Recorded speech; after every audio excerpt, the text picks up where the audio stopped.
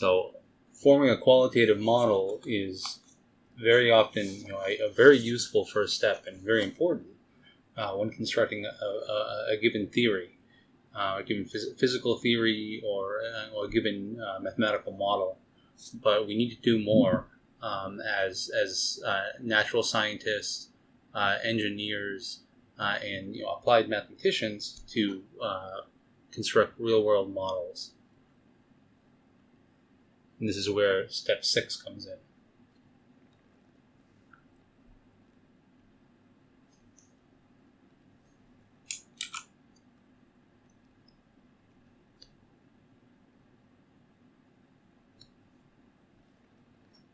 And step 6 is the step where we do abstraction and symbolic representation.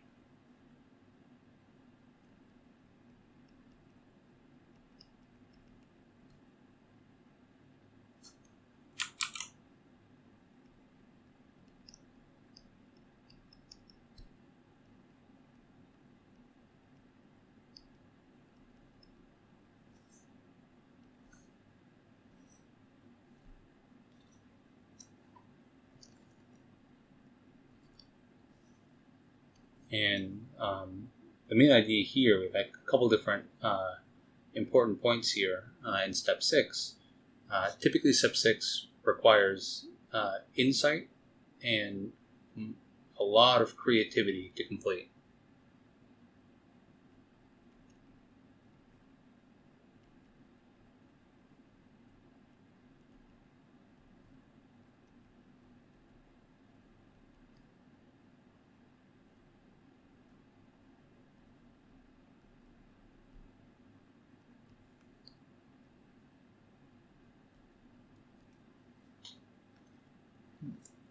And the reason for this is that typically the true variables which control phenomena are often masked by the data.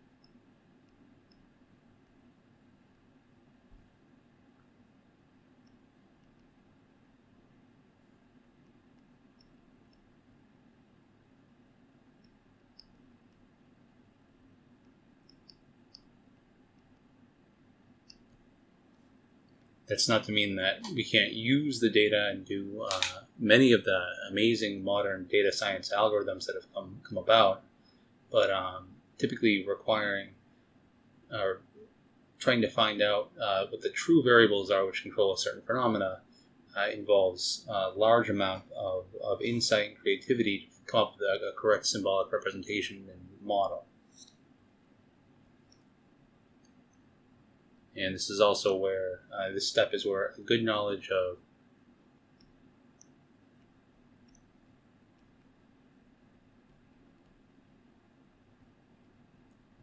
modern mathematics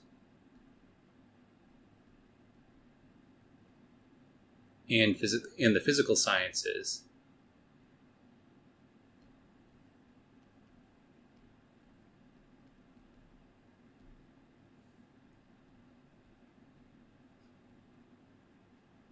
is often crucial.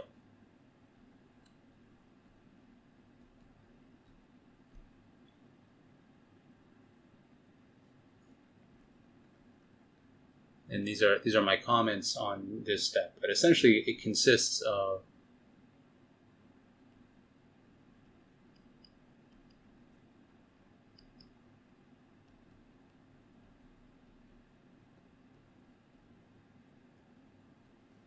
representing variables by symbols,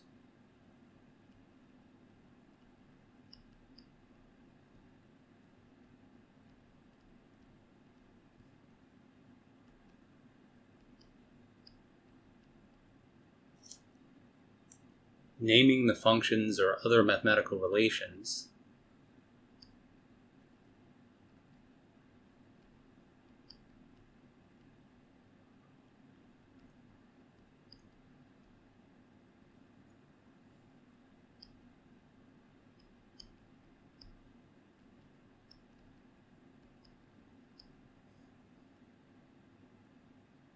that relate the symbols and that are going to be used in the model.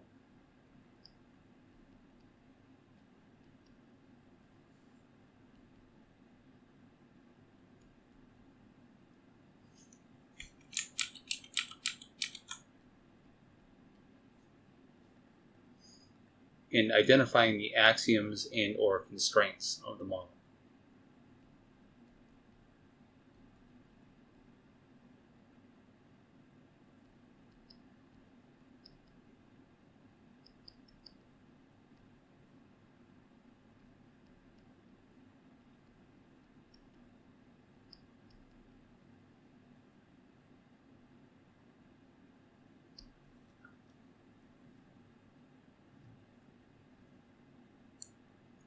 And this step immediately jumps into the next step, step 7, which is to derive the equations that govern the phenomena being studied.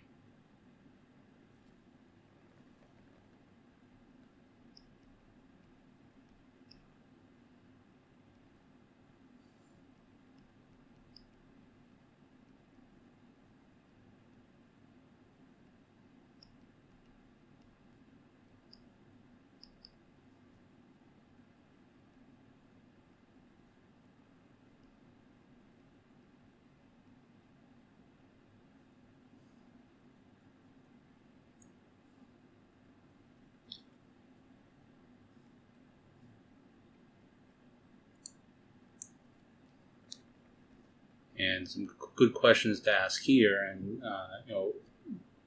are the general classifications of types of models. Is this model a stochastic model?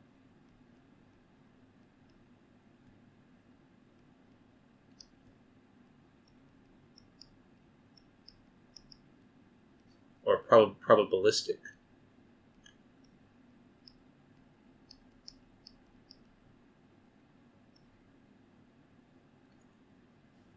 Like, for instance, quantum mechanics is.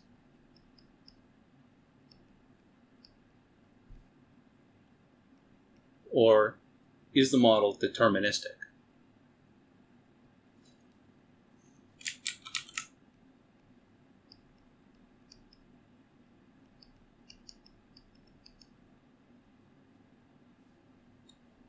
This would be general relativity. So stochastic means there's some degree of randomness in the model, and you have to use probability theory very heavily in the model. Or deterministic, meaning you can always find an exact trajectory or an exact solution. Or is it a mixture of both? This can happen sometimes.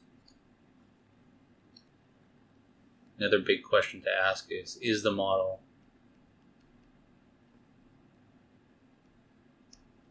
continuous?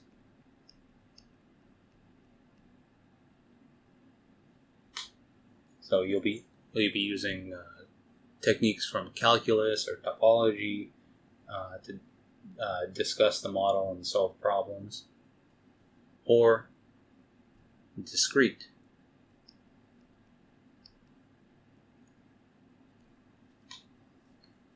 Meaning you'll be using methods from discrete mathematics or logic. And in every case, you'll be using logic. The idea is, both continuous and discrete models have large applications and large spectrum of applicability to real-world problems. And just like before, you can say, or is it a combination of both?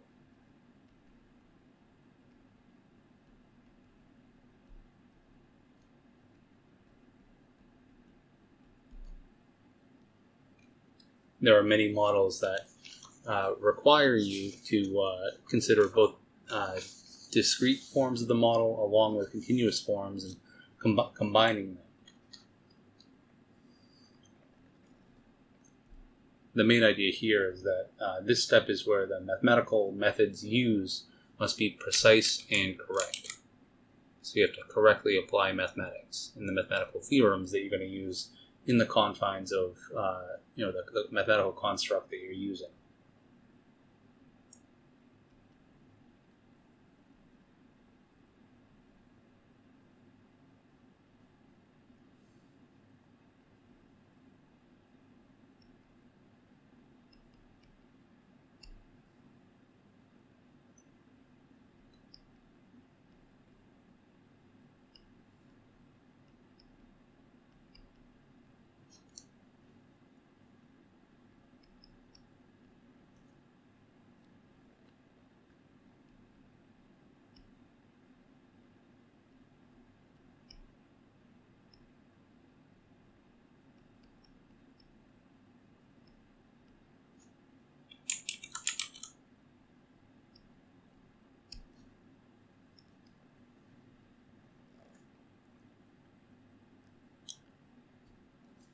Once you have your mathematical model, and you've completed steps 6 and step 7, we'll move on to step 8.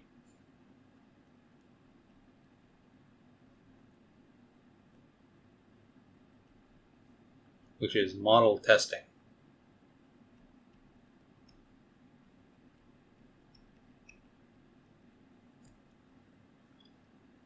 And this is the meat of this process, because it's the probably the most difficult and also the most rewarding part of this process. It's finding solutions to the model from step 7. And not just finding solutions, but comparing solutions to the model equations. So we compare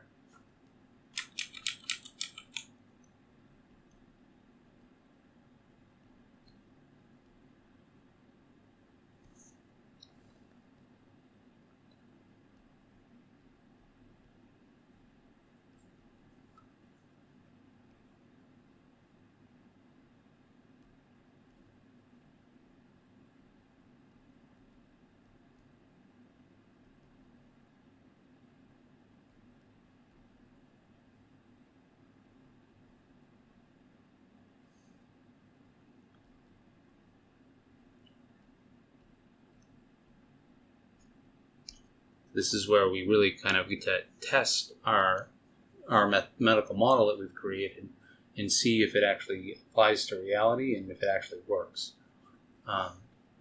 And generally speaking, solutions here mean a number of different things, but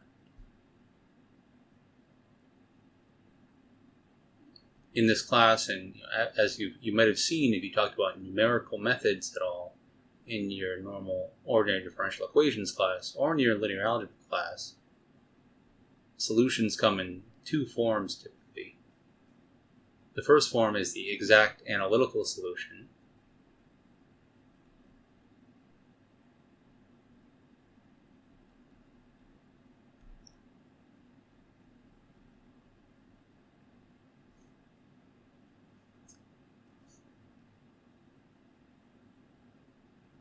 And the second form is a numerical solution or a computational solution.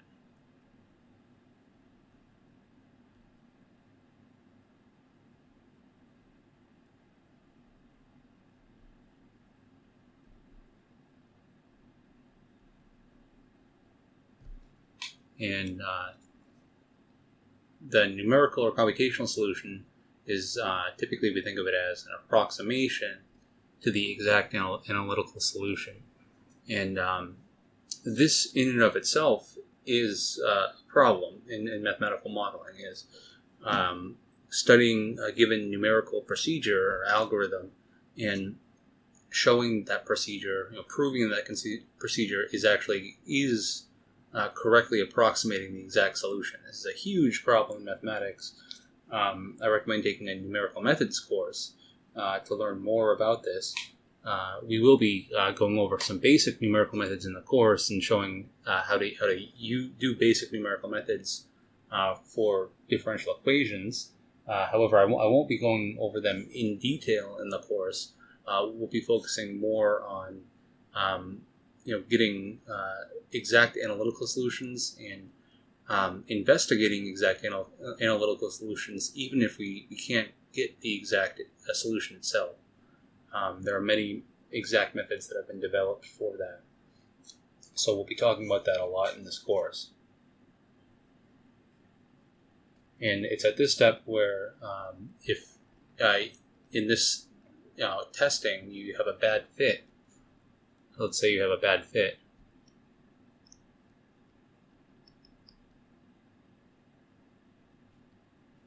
to your model,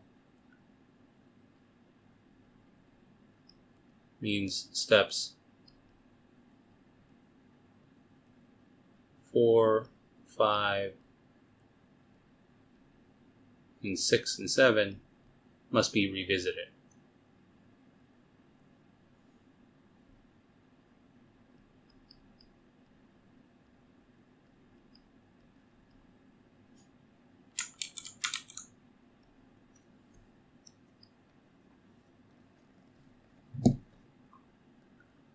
Once you have a working model that you're sufficiently sure that you've done step 8 here and you tested your model,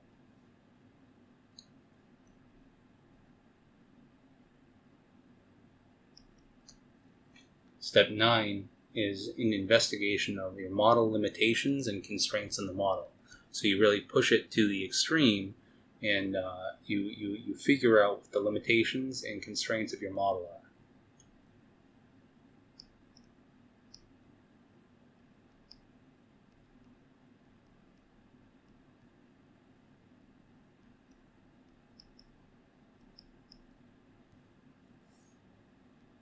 I guess all I'll say is investigate model limitations and constraints.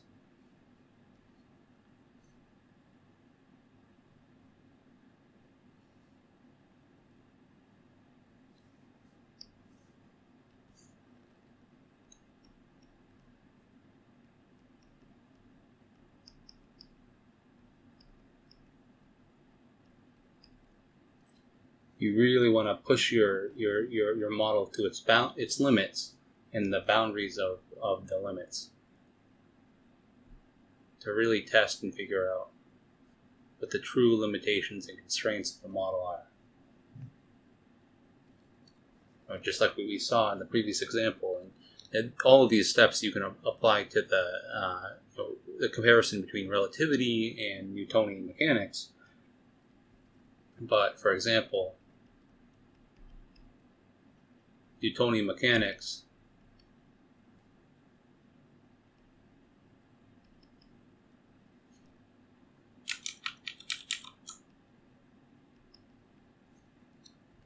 can definitely not be used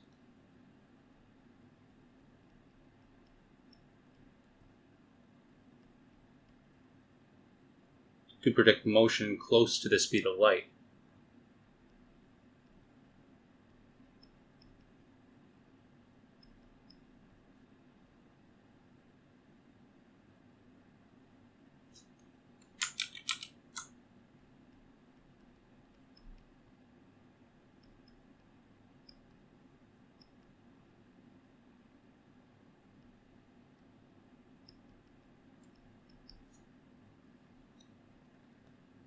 Another good example that I'll revisit a little bit later on is the ideal gas law, which you will hopefully be familiar with from high school or from a chemistry course, taking a chemistry course.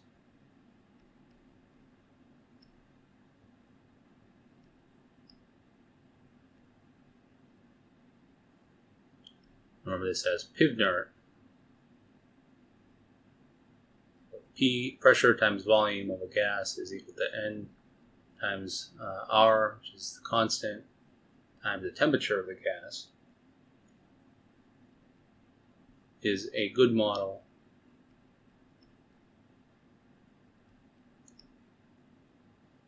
for some gases,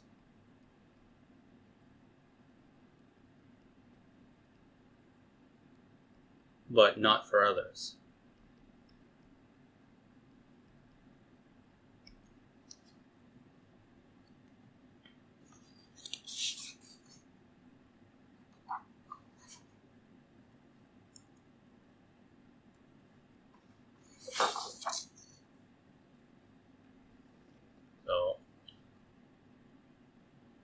once you've performed this deep investigation of the model limitations and you've figured out what the boundaries of your model are in terms of its limitations, you can then move on to the next step, which is what's called predictions and sensitivity analysis.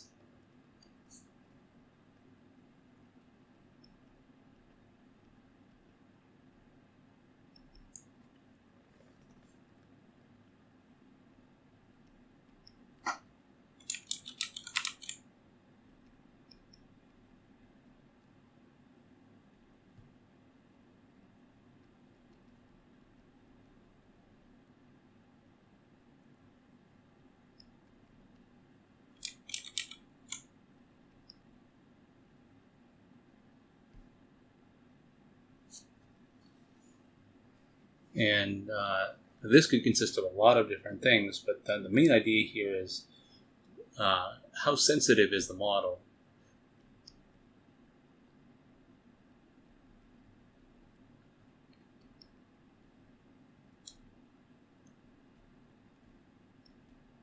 To small variations in parameters or terms in the model.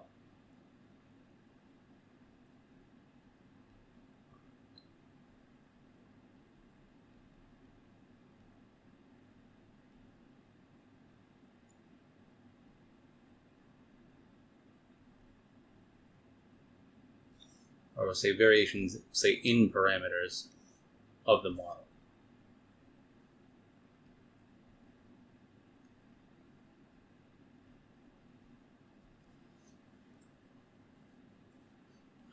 Some models are required to be more sensitive than others, and some less.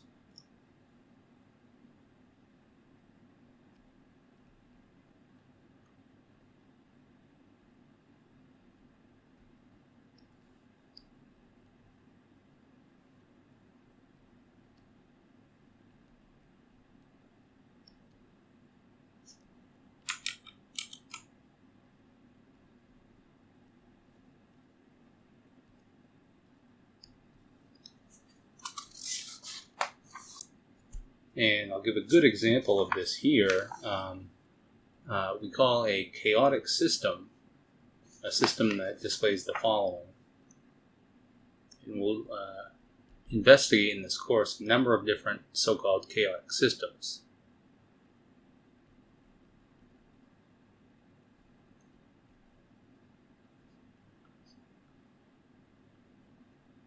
When the evolution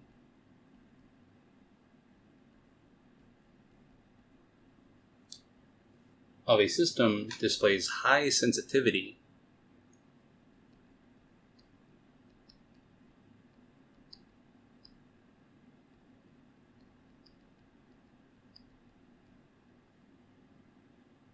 to initial conditions, to its parameters,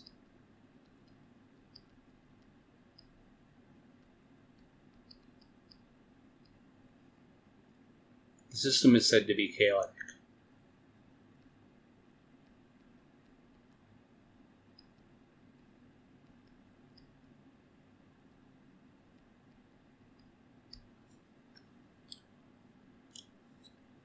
And for such systems, it's only possible to make short-time predictions.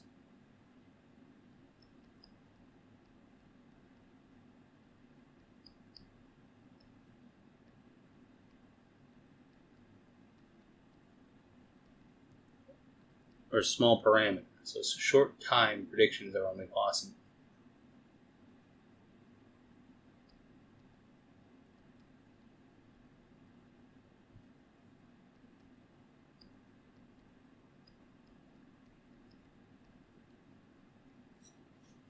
And this is a good example of why weather forecasts are accurate only for a few days. The chaotic nature of the system, and that all of the variables that are going together, even a basic model for weather patterns and for the weather exhibits chaos.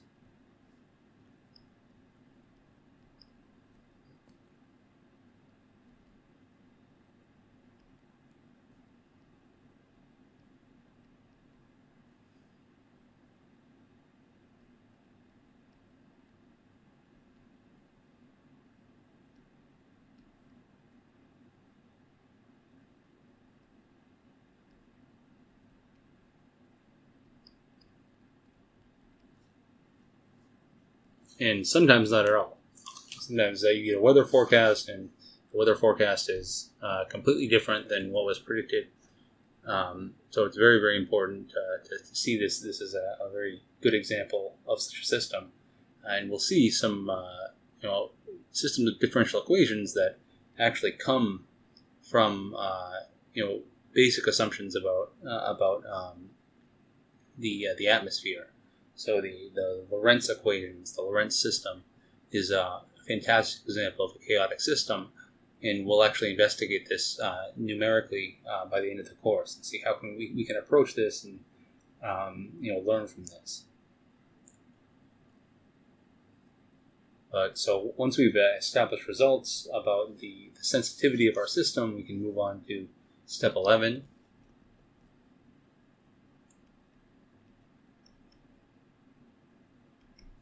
Which consists of making extensions and refinements to the theory that we've built up from the ground.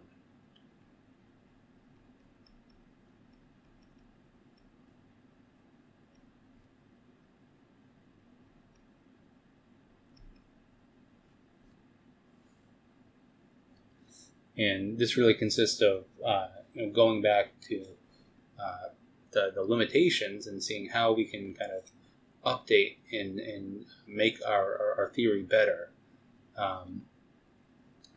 and more accurate to cover the things that we found that were limitations in the previous steps. So, for example, a great example of this that I told you earlier that I would mention is that the ideal gas law needs a refinement under certain scenarios, and they're very common scenarios.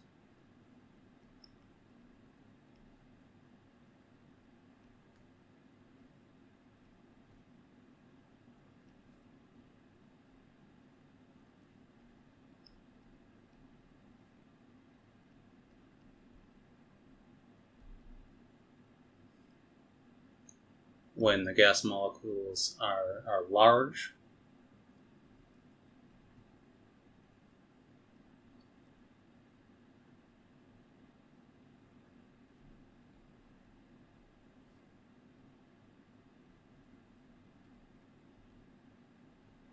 for example, in diatomic gases,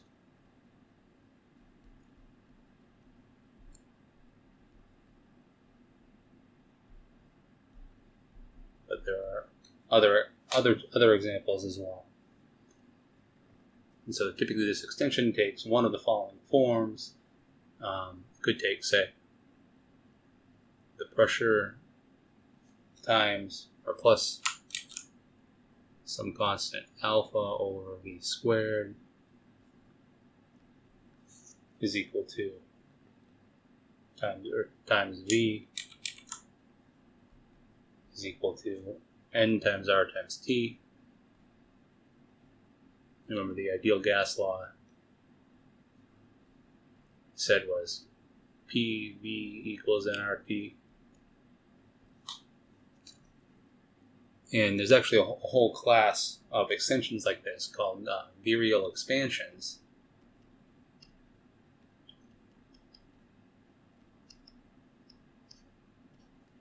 Right, of varying difficulties, but it's all in general related to extending this ideal gas law to be more realistic.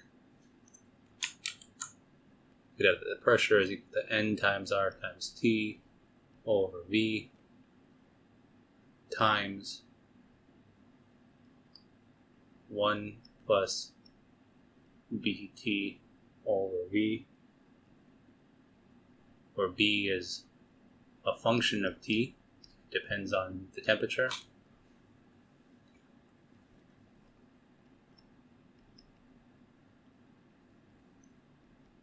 More complicated one would be that P equals nRT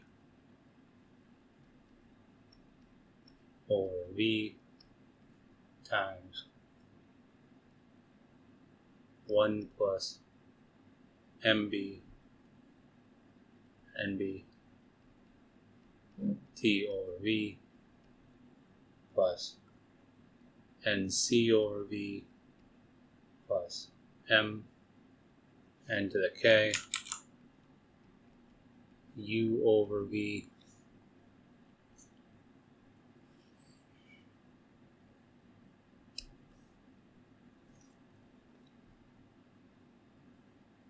to the 2n to the k plus n to the 2k w over v to 2. Okay, where b, c, u, and w are all functions of t.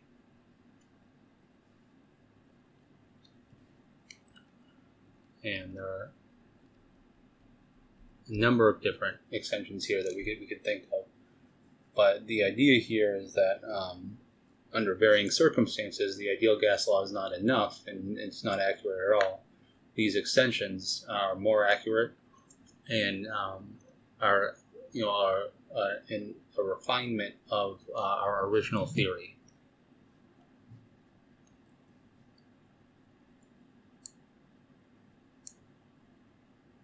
And so once we've done this, or we think we've successfully done this, extended our theory and refined our theory enough, we can do what's called compounding.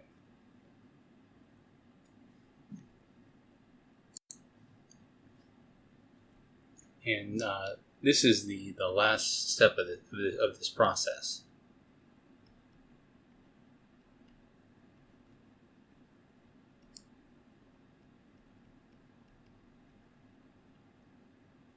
So once we've refined and extended our theory as far as we need it, or as far as it can go, once we have a reliable model that we found that we're okay with, we can model related, more complex problems by compounding. And that's really what compounding is. It's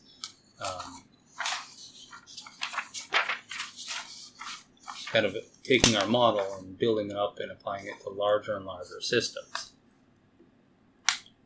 So, for example, one of the things that we'll talk about a lot in this course are both linear and nonlinear springs. But let's just say, if you've taken a course in ordinary differential equations or physics, you're familiar with the spring mass system.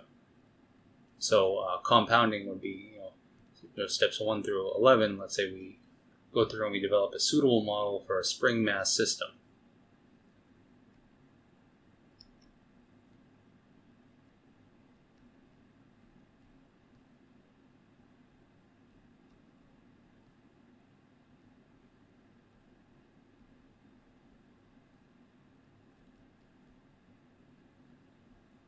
This describes the motion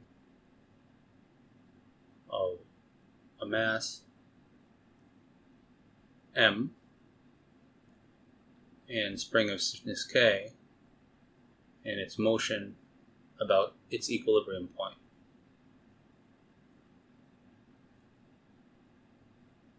Back and forth, back and forth, back and forth.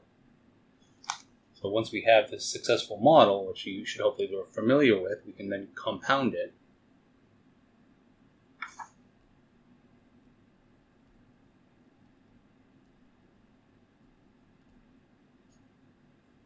by considering the motion of a number of different springs and masses that are connected to one another.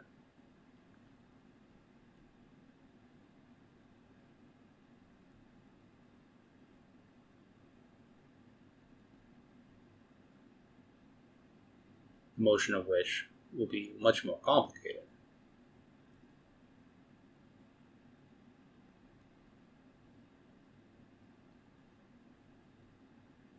Let's say K1, M1, K2, M2, K3, M3, K4, M4, K5, M5, K6, M6, and so on and so forth. You can continue this.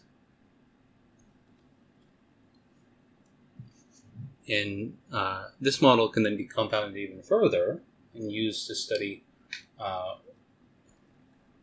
one-dimensional longitudinal wave propagation.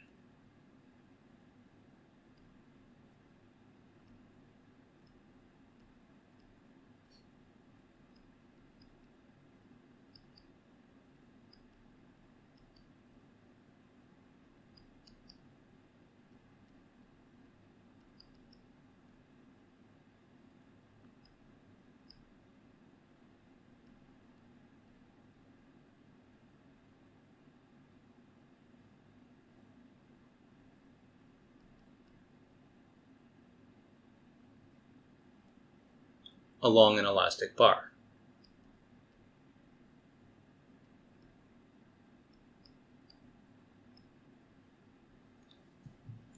So take this picture right here, this picture, and consider, we continue going with it indefinitely. Spring mass, spring mass, spring mass, spring mass, and we shrink it.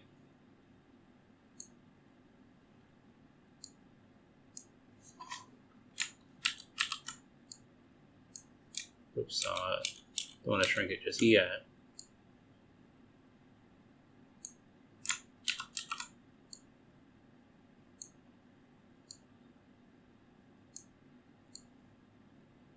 So make it very, very, very small.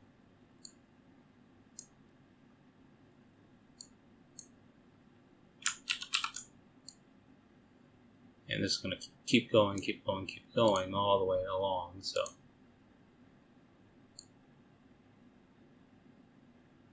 and I'll get rid of these as well.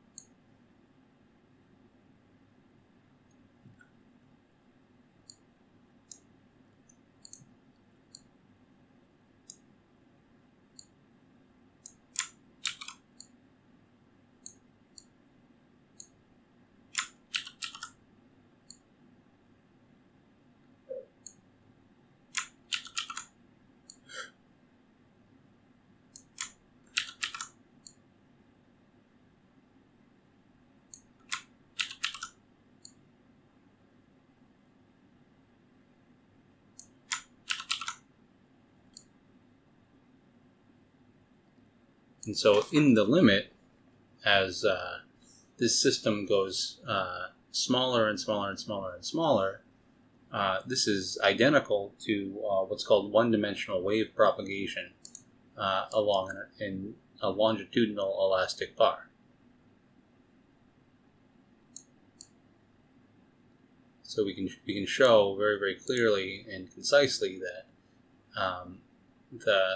the phenomena that's being modeled by this spring mass system is the same phenomena as if you have an elastic bar,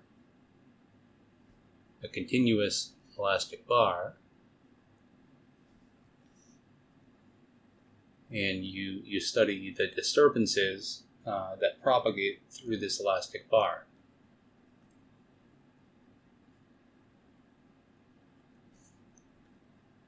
So you can say have an elastic disturbance because you hit one end of the bar, and you want to study how this disturbance or how this wave travels through the bar. That's called longitudinal P wave. We have a P wave moving like this and a P wave moving like that. But the idea is that by compounding the spring mass model, we can jump up even further to actually go from a system. So we'll see that this is a single ordinary differential equation for the motion of this mass. This model consists of a system of ordinary differential equations that govern the motion of all of these masses. And then in the limit, we actually get a partial differential equation called the wave equation that governs wave disturbances moving along this bar. This is a great example of compounding a problem. And if you're wondering what a longitudinal wave looks like, I have a little animation that I can show you. So this is what a P wave would look like, or a longitudinal P wave would look like as it travels through the material. And this is exactly the behavior that you would expect from systems of springs and masses. If you say jostle one end, this disturbance will move through it.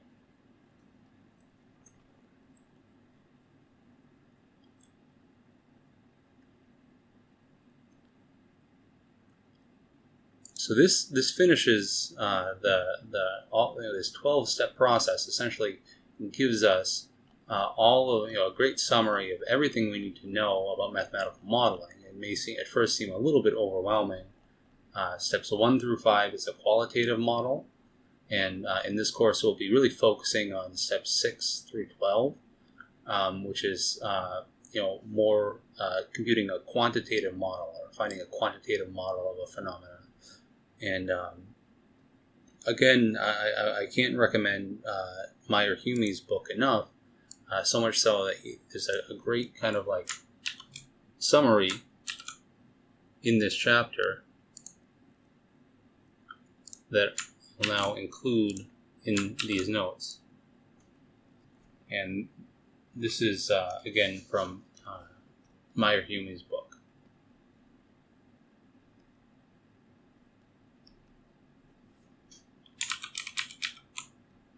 Intro to Mathematical Modeling.